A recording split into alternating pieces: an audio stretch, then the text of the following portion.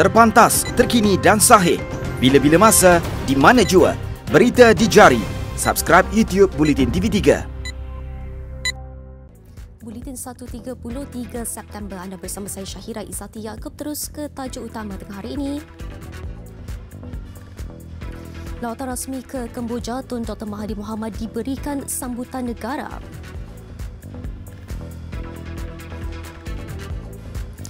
Kemudahan internet berkelajuan tinggi sepenuhnya di Selangor pada tahun 2025.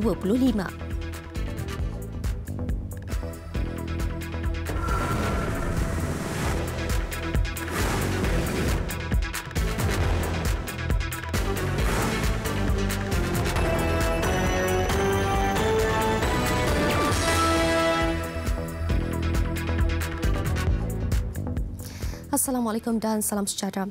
Perdana Menteri Tun Dr. Mahathir Mohamad diberikan sambutan negara di Peace Palace, Phnom Penh hari ini sempena lawatan rasmi beliau ke Kemboja. Ketibaan Tun Dr. Mahathir bersama isteri Tun Dr. Siti Hasmah Muhammad Ali disambut rakan sejawatnya Han Sen dan isteri Ban Reni sebelum lagu kebangsaan kedua-dua negara dimainkan.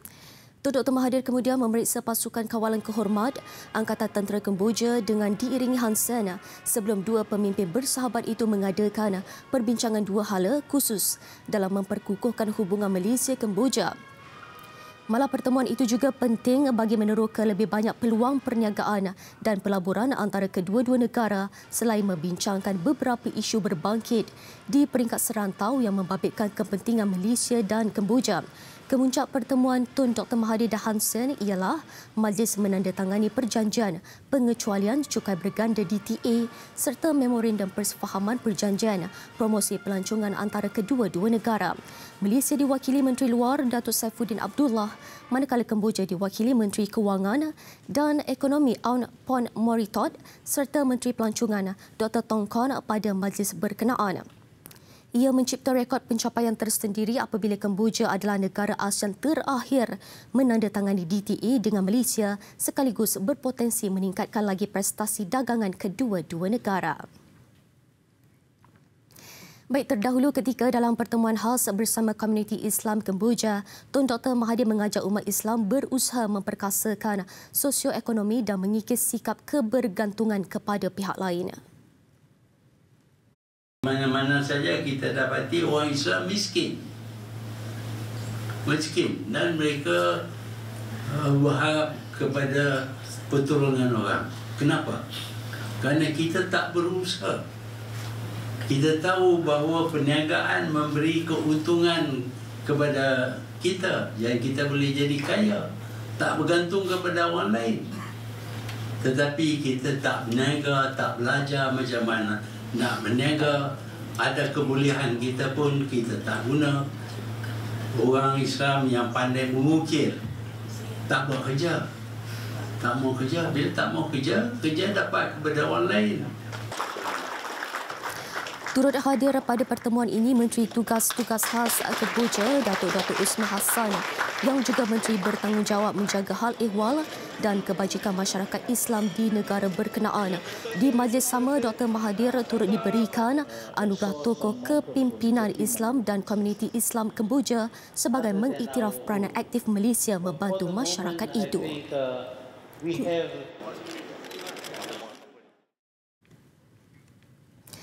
Seluruh daerah dan bandar di negeri Selangor bakal mempunyai kemudahan internet berkelajuan tinggi sepenuhnya pada tahun 2025.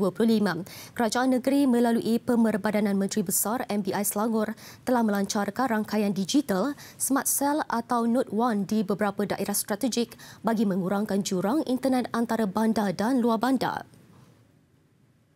Untuk kita pastikan jurang digital di antara kawasan bandar dan luar bandar ini dapat dikurangkan.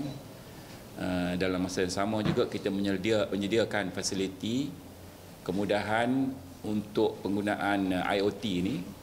Kalau kita mempunyai perancangan yang banyak, penggunaan apps ataupun IoT ini dengan lebih meluas di berbagai bidang termasuk pentadbiran, dalam bidang pertanian, dalam bidang perikanan, dalam pendidikan yang berada di seluruh Selangor. Kalau kita tidak berupaya menyediakan kemudahan infrastrukturnya yang lebih kemas, jadi hanya menjadi angan-angan ialah penggunaan app ini buka aja dia duk buffering ya kat situ, tidak akan mencapai kenyataan. Sebab itu kita di bawah MBI kita telah tubuhkan Smart Cell.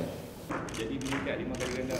Perkhidmatan keterhubungan ditawarkan Smart Cell Sdn Bhd menerusi pelancaran rangkaian digital Smart Cell membuktikan misi bagi memberikan perkhidmatan internet berkelajuan tinggi kepada kawasan luar bandar direalisasikan. Note 1 yang dilancarkan di Kuala Selangor ini turut membolehkan perkhidmatan Wi-Fi Smart Selangor yang diberikan secara percuma mencapai kelajuan lebih tinggi. Penyediaan infrastruktur digital itu diharap akan menjadi game changer bagi Selangor untuk menghadapi revolusi digital alaf ini. Menerusi aspek infrastruktur digital untuk mencapai agenda Smart Selangor, kadar penembusan internet berkelajuan tinggi adalah pada kadar 60% tahun ini dan akan mencapai 100% pada tahun 2025.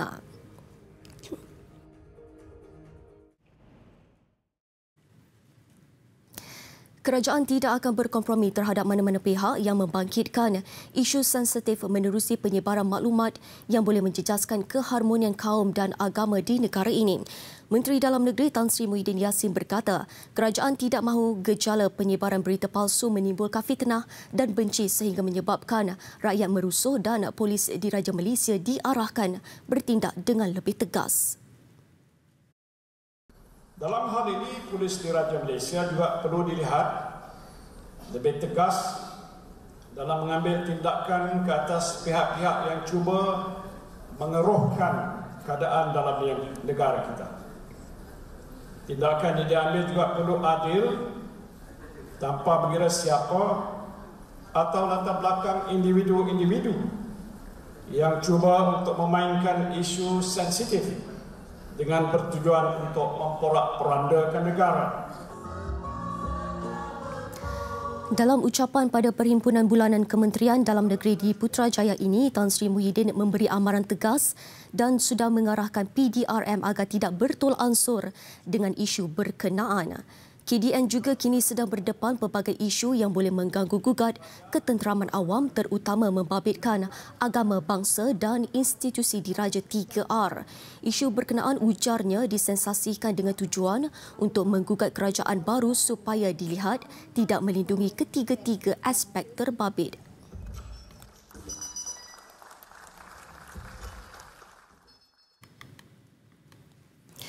Baik, dalam pada itu, Persekutuan Persatuan Lembaga Pengurus Sekolah Cina Malaysia atau Dongzong akan bertemu dengan Tan Sri Muhyiddin esok.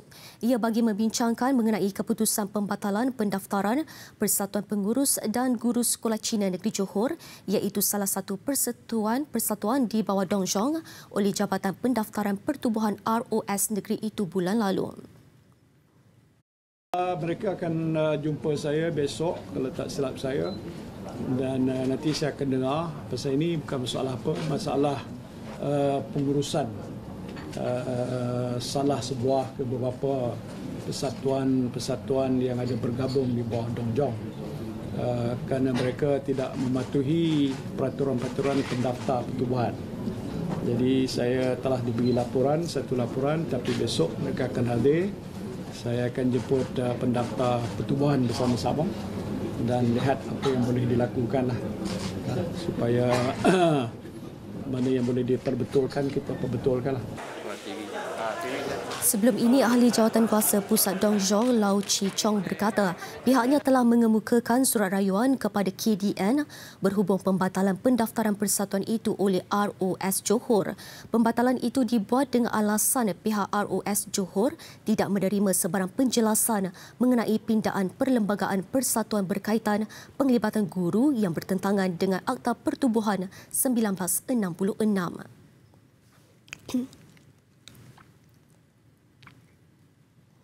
Seorang pengawal keselamatan warga Nepal bertindak agresif memukul penyelianya sehingga maut di Petaling Jaya, Selangor. Suspek dipercayai berang apabila tidak menerima gajinya. Dalam kejadian kira-kira jam 6 petang Ahad lalu itu telah berlaku pertengkaran di antara bangsa berusia 54 tahun dengan suspek di sebuah syarikat keselamatan. Dalam pertengkaran itu, mangsa telah dipukul oleh suspek menggunakan topi keledar sehingga cedera parah di bahagian kepala. Ketua Polis Daerah Petaling Jaya, Asisten Komisioner Muhammad Zani Cik Din berkata pihaknya menerima panggilan jam 3.18 petang semalam berhubung kejadian sebelum sepasukan polis dikerahkan ke lokasi kejadian. Mayat seorang lelaki ditemukan terbaring berhampiran tandas di sebuah syarikat keselamatan. Hasil siasatan lanjut mendapati ada kesan darah dan muntah pada mayat mangsa Li Poh Meng, 54 tahun. Simakan rakaman kamera lita tertutup CCTV mendapati mangsa telah dipukul berkali-kali dengan topi keledar oleh lelaki dikenali sebagai Don. Polis telah menahan 3 suspek termasuk 2 warga Nepal untuk siasatan lanjut. Mayat mangsa dibawa ke Pusat Perubatan Universiti Malaya PPUM untuk bedah siasat.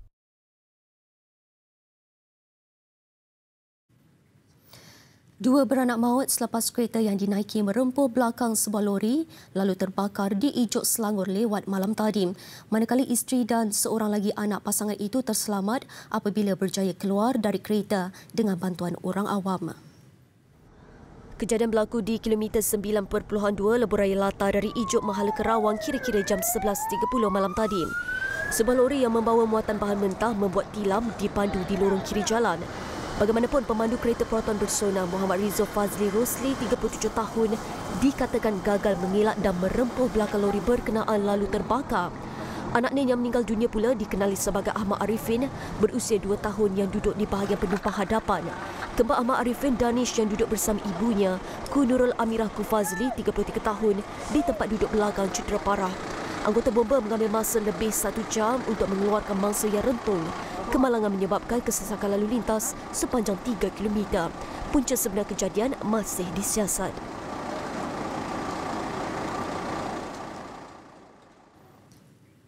Sam Darby Plantation Berhad merancang untuk menamatkan operasinya di Liberia menjelang hujung tahun ini. Menurut pengarah urusan kumpulan Muhammad Helmi Osman Basha, kumpulan yang telah beroperasi selama 10 tahun di negara itu kini sedang berunding dengan 3 pihak yang berpotensi untuk mengambil alih konsesi itu. The last option, if nothing comes out, we have the option of handing the concession back to the government by giving a notice. Yeah, that's provided in our concession agreement. Baru-baru ini, Sam Darby Plantation mengumumkan prestasi kewangannya bagi tempoh 6 bulan pertama 2019. Bagi tempoh itu, keuntungan bersih Sam Darby Plantation susut 64% kepada RM101 juta berbanding 278 yang dicatatkan tempoh sama tahun lalu. Pendapatan kumpulan pula turun 13% kepada RM5.88 bilion berbanding RM6.74 bilion. Mengulas unjuran harga minyak sawit mentah MSM, Sam Darby Plantation menjangkakan harga komoditi itu berlegar-legar sekitar RM2,200 satu tan sehingga Disember tahun ini. Selain itu, Sam Darby Plantation juga mensasarkan sumbangan sektor hiliran meningkat kepada 40% dalam tempoh 4 atau 5 tahun lagi berbanding sumbang antara 10 dan 15% ketika ini.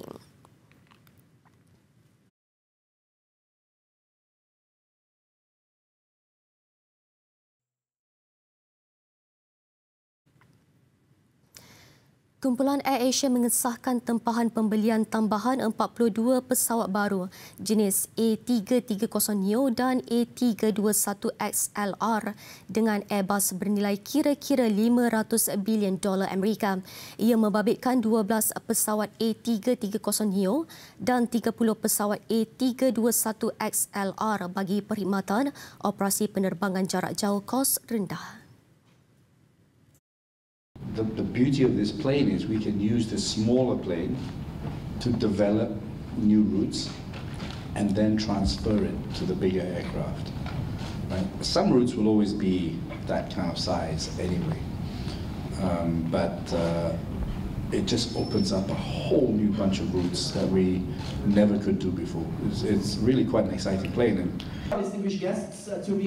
kontrak pembelian itu ditandatangani pengerusi AirAsia X Tan Sri Rafida Aziz dan Ketua Pegawai Eksekutif Airbus Guillaume Faure yang disaksikan Perdana Menteri Tun Dr. Mahathir Mohamad.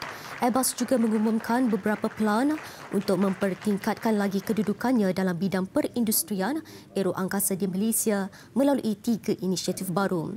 Ia termasuk mengembangkan Sepang Aircraft Engineering SAE, penubuhan inisiatif Airbus Malaysia Digital dan peningkatan penyertaan dalam Aerospace Malaysia Innovative Centre AMIC.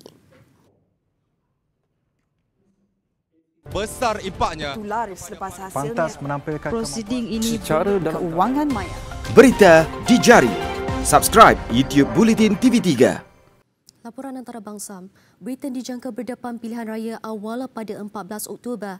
Menurut sumber kerajaan, Perdana Menteri Boris Johnson merancang mengadakan pilihan raya awal sekiranya Parlimen mengundi untuk menentang strateginya untuk meninggalkan Kesatuan Eropah EU tanpa sebarang perjanjian. Usul itu dijangka akan dibentangkan oleh Johnson hari ini. Let's let our negotiators get on with their work without that sword of Damocles over their necks and without an election. Without an election. I don't want an election. You don't want an election. Let's get on with the people's agenda. Difahamkan pembangkang kini berusaha untuk membentangkan usul elak keluar dari EU tanpa perjanjian 31 Oktober ini jika Johnson tidak berjaya mencapai persetujuan dengan Brussels dalam tempoh beberapa minggu lagi. Ahli Parlimen dari Parti Konservatifnya sendiri sedang bersedia untuk menyertai penggubal undang-undang pembangkang bagi menghalang usul Johnson. Johnson menegaskan lagi dengan sokongan beliau berupaya mengubah perjanjian Brexit sedia ada.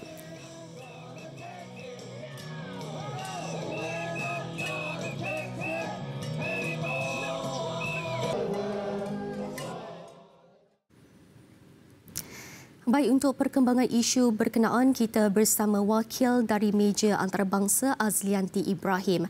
Baik Azlianti, boleh anda kongsikan berhubung usul yang akan dibentangkan pada hari ini? Yanti, silakan. Berhubung dengan isu Brexit, hari ini Britain dijangka mengemukakan rang undang-undang di bawah Peraturan Mesyuarat 24, Peraturan Commons 24 yang membolehkan perdebatan segera dipanggil. Ia bagi membawa rang undang-undang berkenaan untuk menghentikan negara itu meninggalkan Kesatuan Eropah pada 31 Oktober tanpa sebarang persetujuan. Dan jika usul itu ditolak oleh ahli parlimen yang menentang Brexit, usul untuk mengadakan pilihan raya akan dikemukakan iaitu pada 14 Oktober. Namun pembangkang secara terang-terangan mahu menggagalkan usaha dan usul Johnson itu dan akan mengambil langkah pertama untuk menyekat perjanjian itu. Baik, anggota Parti Konservatif yang menyokong rang undang-undang itu juga sebenarnya telah diberi amaran akan dibuang daripada parti. Dan bagaimanapun, sekiranya rang undang-undang itu diluluskan, Johnson akan terpaksa menangguhkan Brexit pada 31 Januari pada tahun 2020 nanti. Syahira. Baik Yanti, jadi apa kemungkinan jika usul Perdana Menteri Britain untuk keluar dari Brexit tanpa perjanjian diluluskan? Apa langkah seterusnya? Yanti, silakan. Itu yang dimahukan Johnson, dan jika usul itu diluluskan, pihaknya akan berunding semula untuk mencapai persetujuan berhubung Brexit dalam beberapa minggu akan datang. Berhadapan dengan janjinya untuk meninggalkan Kesatuan Eropah pada 31 Oktober dengan atau tanpa perjanjian. Langkah lain juga, ahli parlimen juga boleh meneruskan dengan meluluskan perjanjian baru atau mengundi yang memihak kepada penangguhan menjelang 19 Oktober nanti. Dan ini kerana memetik kata-kata Johnson iaitu meletakkan kepentingan negara di depan mereka berbanding kepentingan mereka sendiri. Baik, itu sahaja laporan saya daripada meja antarabangsa. Kembali bersama rakan setugas di Studio A. Syahira, silakan. Baik, terima kasih Yanti dengan perkembangan itu tadi. Kita ke laporan seterusnya.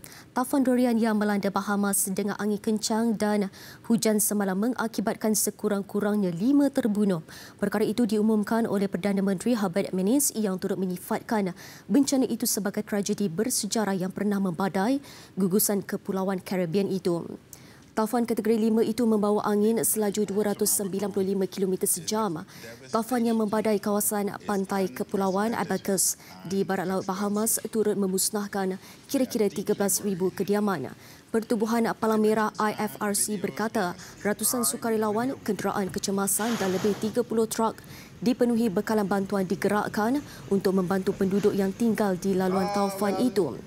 Taufan Dorian kini menghampiri Amerika Syarikat dengan ratusan ribu penduduk Florida sudah diarahkan berpindah, manakala Georgia dan Carolina berdepan angin kencang dan banjir.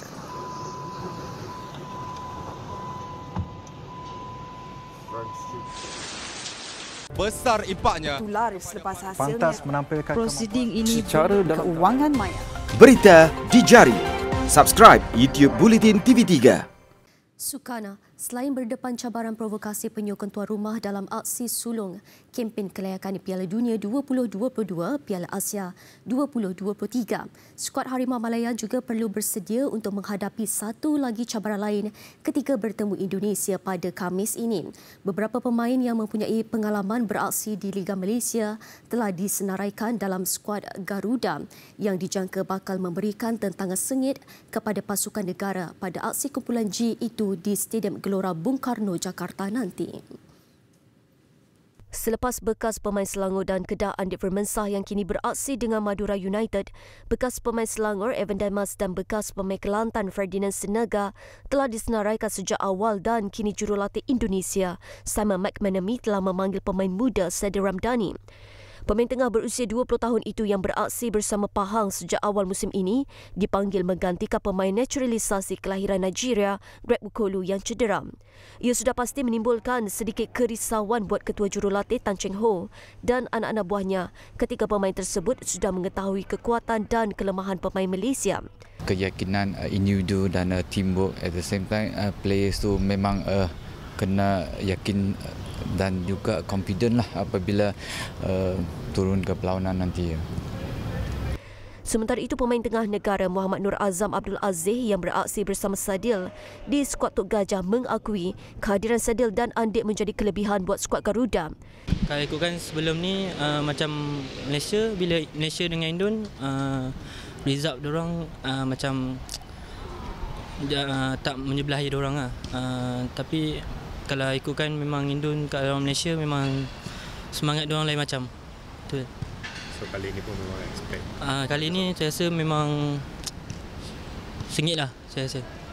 Skuad negara dijangka berlepas ke Jakarta hari ini selepas tewas tipis 0-1 menentang Jordan pada aksi persahabatan pada Jumaat lalu. Buletin 1.30 berakhir di sini.